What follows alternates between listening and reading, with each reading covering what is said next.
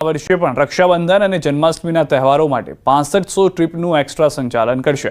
રક્ષાબંધનના તહેવારમાં રાજ્યમાં ગ્રામ્ય કક્ષા, જિલ્લાથી જિલ્લા, તાલુકા કક્ષા તેમજ અમદાવાદ, રાજકોટ, સુરત, મહેસાણા, વડોદરા જેવા શહેરી વિસ્તારોમાં જરૂરિયાત મુજબ એક્સ્ટ્રા સંચાલન કરવાનું આયોજન છે। જ્યારે જન્માષ્ટમીના તહેવારો દરમિયાન ડાકોર, દ્વારકા, શામળાજી તેમજ મહત્વના સ્થળોએ જરૂરિયાત મુજબ એક્સ્ટ્રા સંચાલન કરવાનું આયોજન કરેલું છે।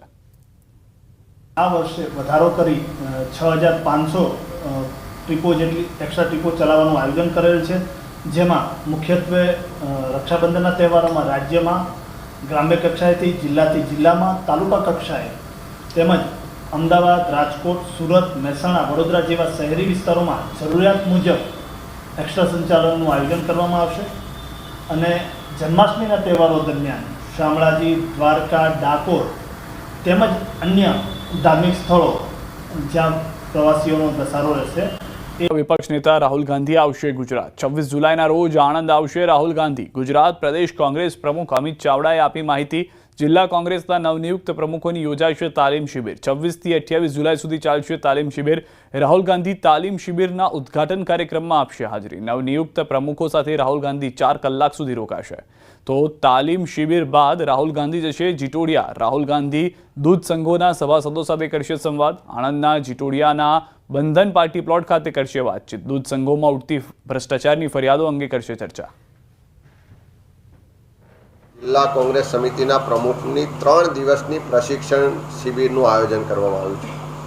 26, 27 ને 28 3 દિવસ આ જિલ્લા કોંગ્રેસ સમિતિના પ્રમુખોની તાલીમ શિબિર થશે અને 26 તારીખે સવારે 10 વાગે રાહુલ ગાંધીજી વડોદરા એરપોર્ટ પર આગમન કરશે અને ત્યાંથી આણંદ જિલ્લામાં નિજાનંદ રિસોર્ટ ખાતે જે 3 દિવસની તાલીમ શિબિર થવા જઈ રહી છે, એમાં ઉદ્ઘાટન સમારંભની સાથે જિલ્લા પ્રમુખશ્રીઓ સાથે લગભગ 4 કલાકનો સમય વિતાવશે। વિપક્ષ નેતા રાહુલ ગાંધી આવશે ગુજરાત। 26 જુલાઈના રોજ આણંદ આવશે રાહુલ ગાંધી। ગુજરાત પ્રદેશ કોંગ્રેસ પ્રમુખ અમિત ચાવડાએ આપી માહિતી। જિલ્લા કોંગ્રેસના નવનિયુક્ત પ્રમુખોની યોજાશે તાલીમ શિબિર। 26 થી 28 જુલાઈ સુધી ચાલશે તાલીમ શિબિર। રાહુલ ગાંધી તાલીમ શિબિરના ઉદ્ઘાટન કાર્યક્રમમાં આપશે હાજરી। નવનિયુક્ત પ્રમુખો સાથે રાહુલ ગાંધી 4 કલાક સુધી રોકાશે। તો તાલીમ શિબિર બાદ રાહુલ ગાંધી જશે જીટોડિયા। રાહુલ ગાંધી દૂધ સંઘોના સભાસદો સાથે કરશે સંવાદ। આણંદના જીટોડિયાના બંધન પાર્ટી પ્લોટ ખાતે કરશે વાતચીત। દૂધ સંઘોમાં ઉઠતી ભ્રષ્ટાચારની ફરિયાદો અંગે કરશે ચર્ચા। જિલ્લા કોંગ્રેસ સમિતિના પ્રમુખની 3 દિવસની પ્રશિક્ષણ શિબિરનું આયોજન કરવામાં આવ્યું છે। 26, 27 ને 28 3 દિવસ આ જિલ્લા કોંગ્રેસ સમિતિના પ્રમુખોની તાલીમ શિબિર થશે અને 26 તારીખે સવારે 10 વાગે રાહુલ ગાંધીજી વડોદરા એરપોર્ટ પર આગમન કરશે અને ત્યાંથી આણંદ જિલ્લામાં નિજાનંદ રિસોર્ટ ખાતે જે 3 દિવસની તાલીમ શિબિર થવા જઈ રહી છે, એમાં ઉદ્ઘાટન સમારંભની સાથે જિલ્લા પ્રમુખશ્રીઓ સાથે લગભગ 4 કલાકનો સમય વિતાવશે। MGVCL કચેરી બહાર ઉમેદવારોએ વિરોધ નોંધાવ્યો। પાસ થયેલા ઉમેદવારોની નિમણૂક કરવા ઉગ્ર માંગ કરવામાં આવી। આ વિરોધમાં કોંગ્રેસ પાર્ટી પણ જોડાઈ। પ્રદેશ કોંગ્રેસ પ્રમુખ અમિત ચાવડા ઉમેદવારોને મળવા પહોંચ્યા। અમિત ચાવડાએ કોન્ટ્રાક્ટરોને ફાયદો કરાવવા કોન્ટ્રાક્ટ સિસ્ટમ લાવ્યા હોવાનો આક્ષેપ કર્યો, તેમજ યુવાનોની તાત્કાલિક ભરતી કરવા માંગ કરી। આજે તમે જોઈ શકો છો જે વિદ્યુત કંપનીઓ આ યુવાનોની લાયકાતના આધારે પરીક્ષા લે છે, પરીક્ષા પછી એને કાયમી નોકરી આપવાની હોય છે।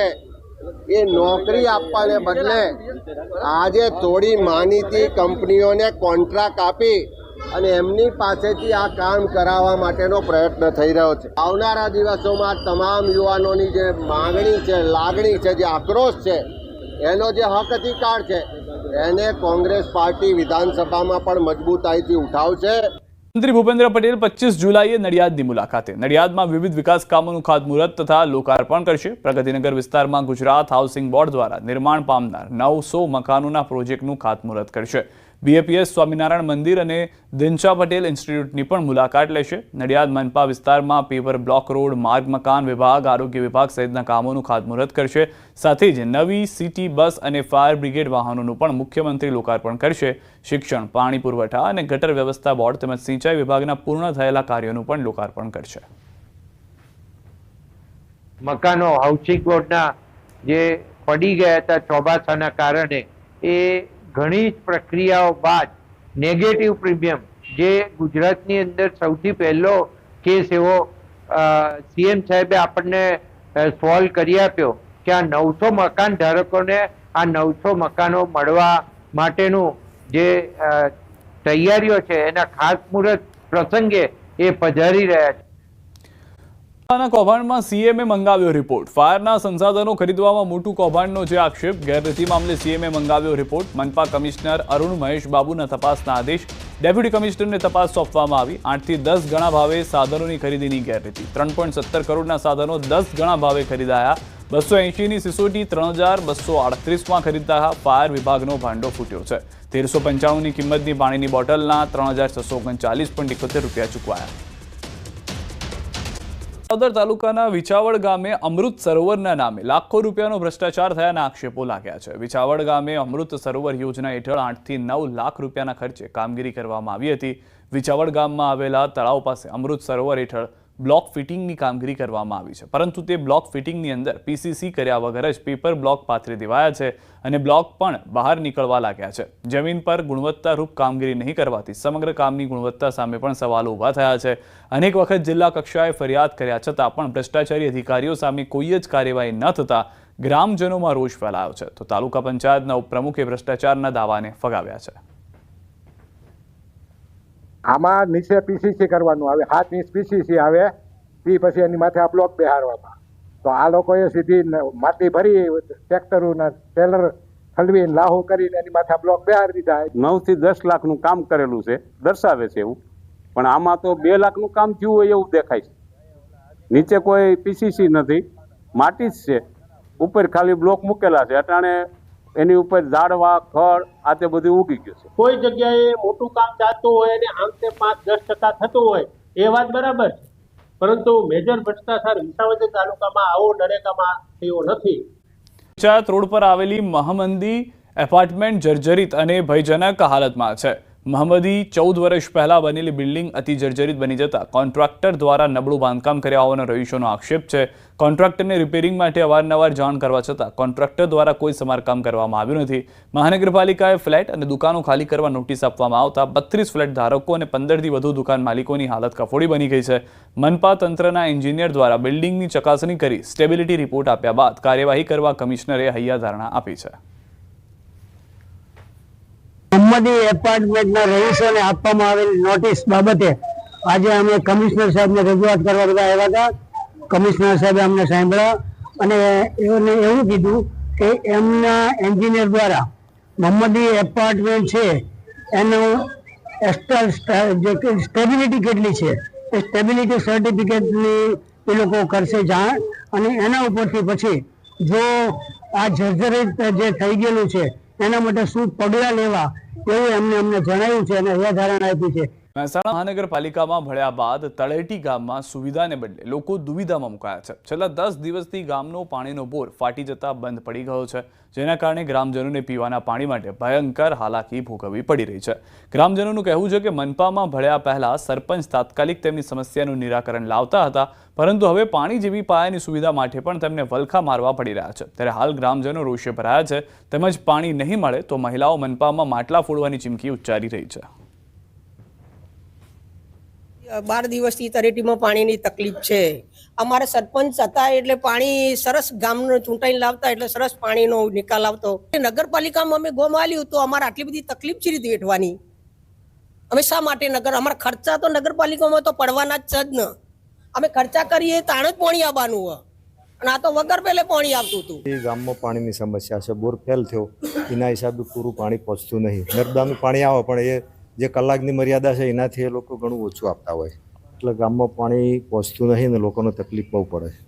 તો જેમ બને એમ કોર્પોરેશન શક્ય છે આ સુવિધા કરે જલ્દી તો ગામ લોકોને જરા રાહત રહેશે, બાકી જો નહીં કરે તો આ વકરશે સમસ્યા. પાણી આવતું નથી, 10 દિવસથી અમને તકલીફ પડે છે, બોર બગડ્યો છે. મહાનગરપાલિકા એટલે સુવિધાઓનું મતલબ એ ગણાય, એની જગ્યાએ અમને સગવડની જગ્યાએ અગવડ મળે છે. અમારા ચહેરા પર સતત નિરાશા. ટેન્કર મંગાવીએ, કોઈ દિવસ પીવાનું તો 20 રૂપિયાનો કેલ્બો મંગાવીએ, 500 રૂપિયાનું ટેન્કર, જેના જોડે પૈસા હોય એ દિવસે આવે, ના આવે એ દિવસે નાયા ધોયા વગર રહેવાનું. જિલ્લાના બાકરોલ ગામે સ્થાનિકો બિસ્માર રોડથી પરેશાન થયા છે. બાકરોલ ગામના છેવાડાના વિસ્તાર વસાવા સરકારી વસાહતમાં છેલ્લા 40 વર્ષથી સ્થાનિકો રસ્તાની માંગ કરી રહ્યા છે. તાજેતરમાં આ મુદ્દે સ્થાનિકોએ આણંદ મનપાની ડેપ્યુટી કમિશનરને આવેદનપત્ર પણ પાઠવ્યું હતું, છતાં સમસ્યાનું કોઈ નિરાકરણ આવ્યું નથી. ચોમાસામાં વરસાદી પાણી ભરાઈ જતા સ્થાનિકોને કાદવમાંથી ચાલીને જવું પડે છે. મચ્છરોના ત્રાસથી સ્થાનિકો બીમાર પડી રહ્યા છે. તેમ છતાં મનપા તંત્ર ઘોર નિંદ્રામાં હોય તેવું લાગી રહ્યું છે. સ્થાનિકોએ વહેલી તકે રસ્તો બનાવી આપવા માંગ કરી. એમાં રસ્તો અમારા 40 વર્ષથી કોઈ રસ્તાની સુવિધા નથી, તથા ચોમાસામાં પાણી ભરાઈ જાય છે, છોકરા બીમાર પડી જાય છે, નાના ગૈરાઓ માણસ બીમાર પડી જાય, અમારે લઈ જવાની તકલીફ બહુ પડે છે.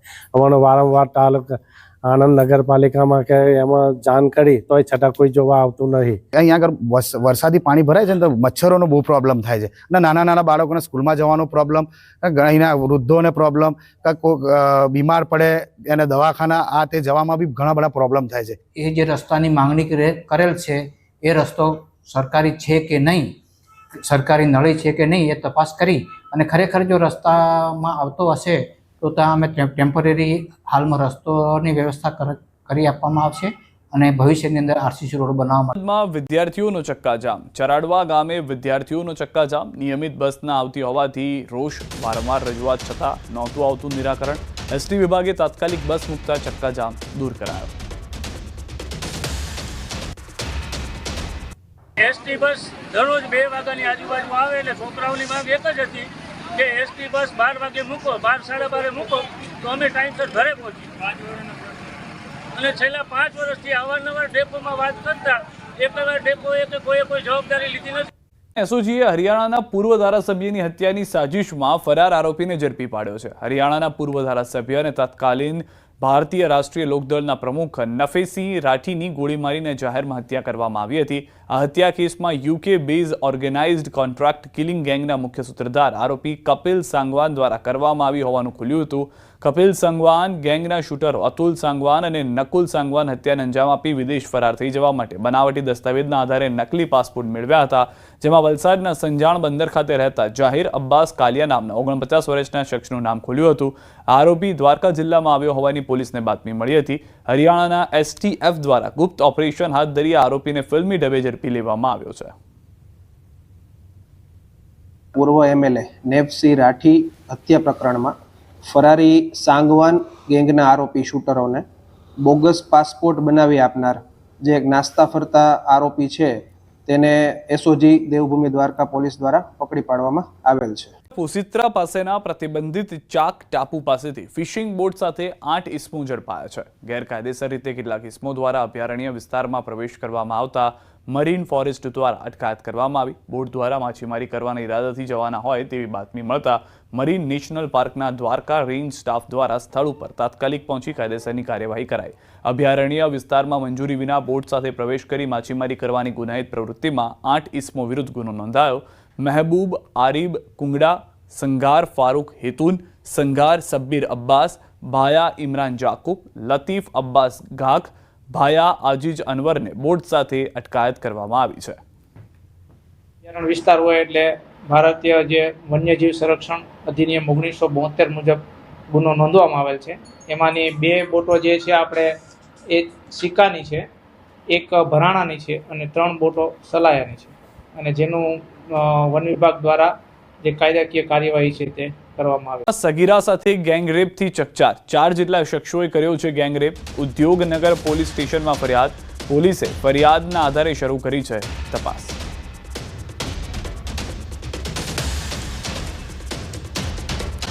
પાલિકાની ગટર યોજનાની પોલ ખુલી ગઈ છે. ગટરના પાણી રસ્તા ઉપર સામાન્ય વરસાદમાં છલકાઈ ગયા છે. માંગનાથ રોડ ઉપરની ઘટના છે.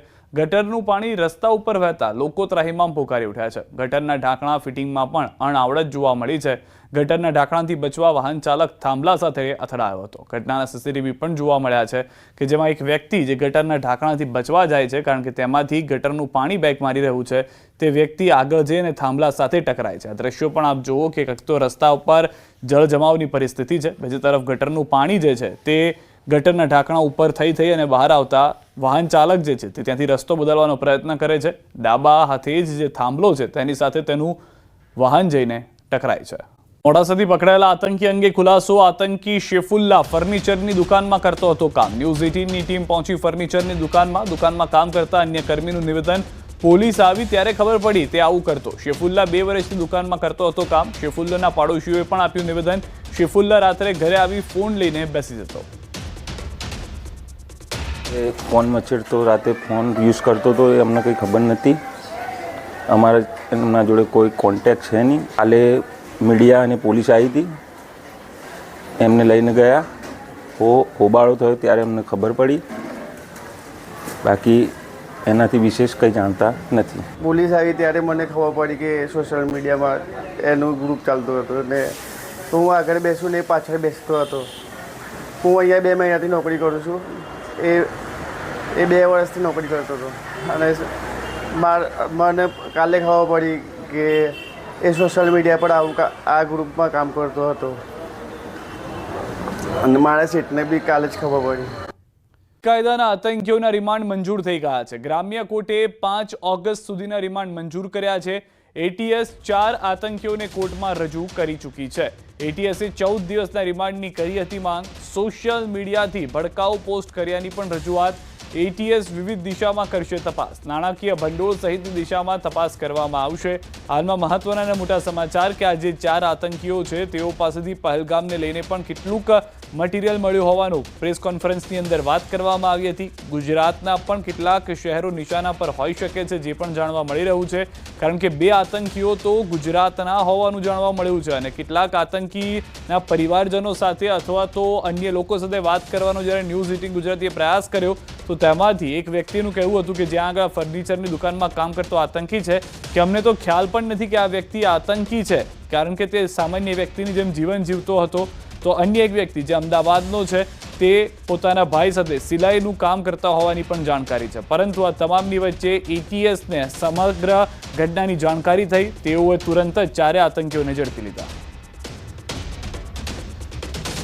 તો અમદાવાદમાં આતંકી ફરદીનના ઘરે પહોંચ્યું છે ન્યૂઝ 18 ગુજરાતી. ફતેવાડીમાં ગુલમોહર ડુપ્લેક્સમાં છે ફરદીનનું મકાન. નાના ભાઈ અને માતા સાથે રહેતો હતો આતંકી. વિવિધ ગ્રુપમાં એક્ટિવ પણ હતો આતંકી ફરદીન અને તેનો નાનો ભાઈ જે છે તે સિલાઈનું કામ કરતા હતા. આતંકી ફરદીનના ઘરે હાલમાં તાળા જોવા મળી રહ્યા છે. ગુજરાત એટીએસ દ્વારા 4 આરોપીઓની ધરપકડ કરવામાં આવી છે, જેમાંનો એક આરોપી છે ફરેન શેખ. તે અહીં ખાસ કરીને જે ફતેવાડી વિસ્તારની અંદર રહે છે. આપ જોઈ શકો છો દ્રશ્યની અંદર આ તેનું મકાન છે કે ત્યાં તેના માતા અને ભાઈ બહેન સાથે રહેતો હતો, સિલાઈ કામ કરતો હતો. ગુજરાત એટીએસની તપાસમાં સામે આવ્યું છે અને ખાસ કરીને આ જે આરોપીઓ છે તે પ્રતિબંધિત જે આતંકી સંગઠન છે AQIS, જેનો ખાસ કરીને જે તેની પ્રસાર કરતા હતા, સોશિયલ મીડિયા પ્લેટફોર્મ પર પ્રસાર કરતા હતા. ખાસ કરીને જ્યારે ગુજરાત એટીએસની ટીમને બાતમી મળી હતી અને માહિતી મળી હતી ત્યારે અલગ અલગ ટીમો બનાવવામાં આવી હતી અને સતત વોચને આધારે આરોપીઓની ધરપકડ કરવામાં આવી છે. હાલમાં ગુજરાત એટીએસ દ્વારા તેની આ જે 4 આરોપીઓ છે તેની પૂછપરછ પણ કરવામાં આવી રહી છે. કેમેરામેન નિલેશ સોસા સાથે ઋત્વિજ સોની, ન્યૂઝ 18 ગુજરાતી, અમદાવાદ.